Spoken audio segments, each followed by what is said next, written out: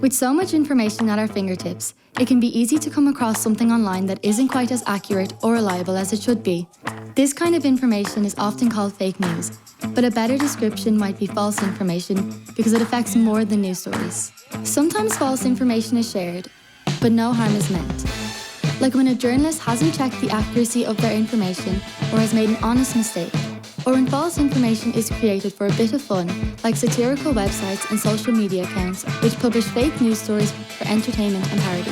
However, false information can also be deliberately created and shared for ulterior motives such as misleading or deceiving in order to influence people's views or actions, pushing a political agenda or causing confusion or harm, such as propaganda or false health information.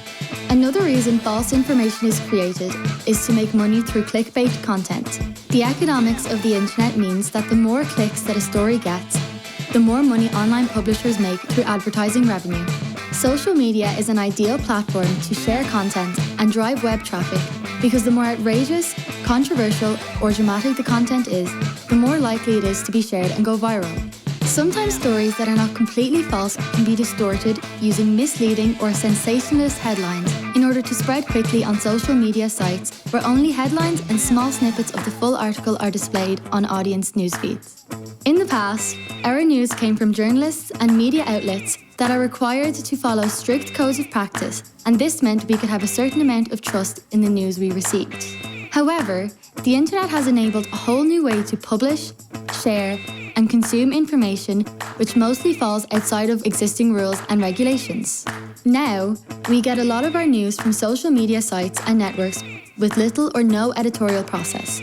As a result, false or misleading information can be made to look just like information from trusted websites, using similar names, colours, brands, and web addresses, making it difficult to know who or what to trust online.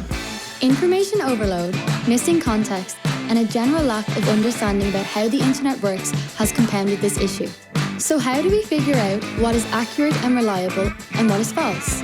The best defense against false information is to think critically about what you are reading, hearing, or seeing. Here are a couple of ways to help you to analyze content and make an informed choice. Take a closer look. Check the source of the story. Do you recognize the website? Is it a credible, reliable source? If you're unfamiliar with the site, look in the About section or find out more information about the author. Look beyond the headline. Check the entire article. Many fake news stories use sensationalist or shocking headlines to grab attention. Often the headlines of fake news stories are in all caps and use exclamation points. Check other sources. Are other reputable news or media outlets reporting on the story? Are there any sources in the story? If so, check if they are reliable or if they even exist. Check the facts. Fake news stories often contain incorrect dates or altered timelines. It is also a good idea to check when the article was published. Is it a current or an old news story? Check your biases. In general, we are all drawn to information that confirms our own beliefs and biases. Social media algorithms that are designed to give us news and information based on our own personal searches and interests make it harder to see beyond our own worldview. To really make an informed choice about information, we have to be aware that our own views or beliefs may affect our judgment of how accurate or reliable the piece of information is. Is it a joke? Satirical sites are popular online, and sometimes it is not always clear whether a story is just a joke or parody. Check the website. Is it known for satire or creating funny stories? Finally, before you believe it or share it, check your own instincts. Does it seem likely to be true? Is it accurate and helpful? Is it fair to share?